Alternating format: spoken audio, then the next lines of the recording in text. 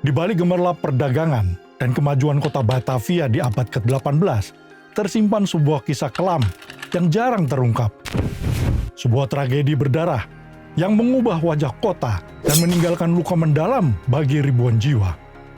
Ini adalah kisah tentang tragedi Angke, pembantaian massal etnis Tionghoa di Batavia tahun 1740.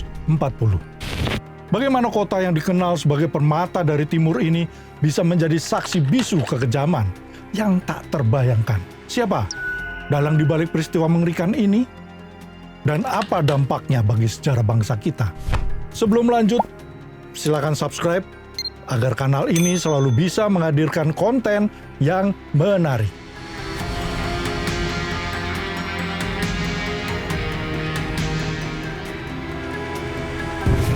Untuk memahami tragedi ini, kita harus kembali ke Batavia di awal abad ke-18.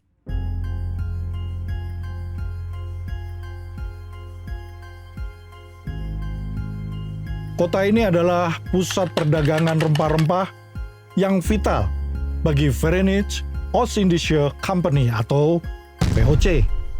Ribuan imigran Tionghoa datang ke Batavia, mencari penghidupan dan membawa keahlian mereka.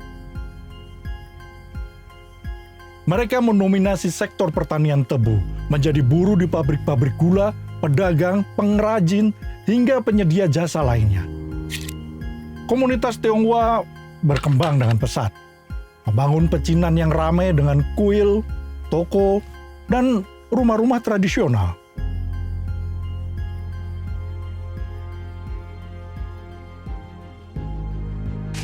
Hubungan antara VOC dan komunitas Tionghoa pada awalnya saling menguntungkan. Namun, di balik kemakmuran semu itu, benih-benih konflik mulai tumbuh. Seiring waktu, VOC mulai menghadapi masalah ekonomi. Harga komoditas, khususnya gula, merosot drastis di pasar internasional. VOC mulai mencari kambing hitam, dan komunitas Tionghoa menjadi sasaran empuk. Kebijakan-kebijakan diskriminatif mulai diberlakukan. VOC membatasi jumlah imigran Tionghoa, memperlakukan pajak yang memberatkan, dan bahkan mewajibkan mereka memiliki surat izin tinggal khusus. Bagi yang tidak memilikinya, ancamannya adalah deportasi ke Thailand atau Sri Lanka, yang seringkali berarti kematian di tengah laut. Kondisi ekonomi yang memburuk ditambah dengan diskriminasi yang semakin menjadi memicu ketidakpuasan dan keputusasaan di kalangan etnis Tionghoa. Suasana mencekam mulai menyelimuti Batavia. Puncak dari ketidakpuasan ini adalah pecahnya pemberontakan di luar Batavia. Para buruh Tionghoa yang diusir dari pabrik-pabrik gula bergabung dengan penduduk lokal, membentuk pasukan pemberontak yang semakin hari semakin besar.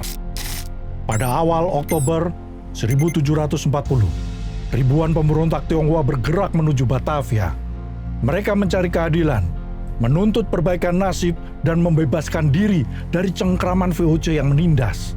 Berita tentang kedatangan para pemberontak ini memicu kepanikan di kalangan petinggi VOC di dalam tembok kota. Mereka melihat sebagai ancaman langsung terhadap kekuasaan dan keselamatan mereka.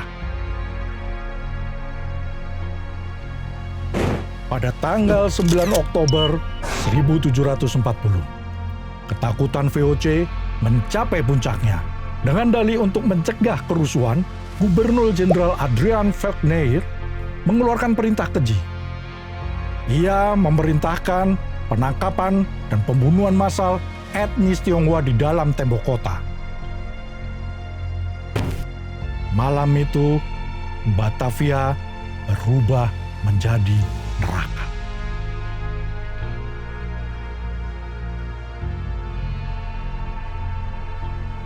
Tentara VOC dan milisi pribumi yang disewa, didorong oleh ketakutan dan kebencian, menyerbu pecinan.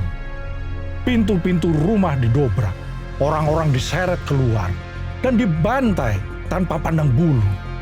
Api membumbung tinggi menerangi langit malam Batavia yang gelap. Ribuan jiwa melayang, dari anak-anak hingga orang tua. Semuanya menjadi korban kekejaman yang tak terlukiskan. Selama beberapa hari, bau darah dan asap menyelimuti Batavia. Diperkirakan lebih dari 10.000 jiwa etnis Tionghoa menjadi korban pembantaian ini.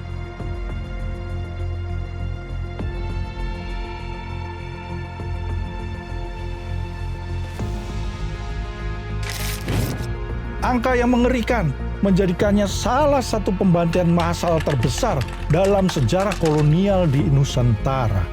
Mayat-mayat berkeletakan di jalanan, dibuang ke kanal-kanal, atau dibakar. Sungai Angke, yang kini kita kenal, menjadi saksi bisu. Airnya memerah karena darah para korban. Konon, beberapa sumber menyebutkan bahwa nama Angke diambil dari dialek Hokkien yang bermakna merah. Tragedi Angke memiliki dampak yang sangat besar. Komunitas Tionghoa di Batavia hancur lebur. Banyak yang selamat melarikan diri keluar kota, mencari perlindungan di daerah-daerah pedalaman atau bahkan kembali ke Tiongkok.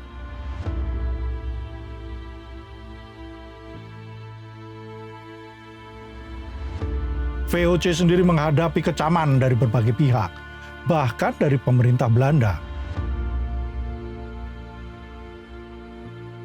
Gubernur Jenderal Wagner akhirnya dipecat dan ditahan, meskipun keadilan penuh bagi warga korban tidak terwujud. Namun tragedi ini juga meninggalkan warisan yang kompleks. Ia membentuk ulang demografi Batavia, memicu pemberontakan yang lebih luas di Jawa, dan menciptakan trauma kolektif yang mendalam bagi etnis Tionghoa di Nusantara. Kisah tragedi Angke adalah pengingat pahit tentang bahaya kebencian, diskriminasi, dan penyalahgunaan kekuasaan. Ia mengajarkan kita bahwa sejarah adalah guru terbaik, dan bahwa kita harus selalu belajar dari kesalahan masa lalu untuk membangun masa depan yang lebih baik. Meskipun peristiwa ini sudah berlalu ratusan tahun, memorinya tetap relevan. Ia mengingatkan kita akan pentingnya toleransi, penghargaan terhadap keberagaman, dan perlunya menjaga perdamaian antar etnis di tengah masyarakat. Semoga kisah ini menjadi refleksi bagi kita semua, agar tragedi serupa tidak pernah terulang lagi di bumi pertiwi. Paham?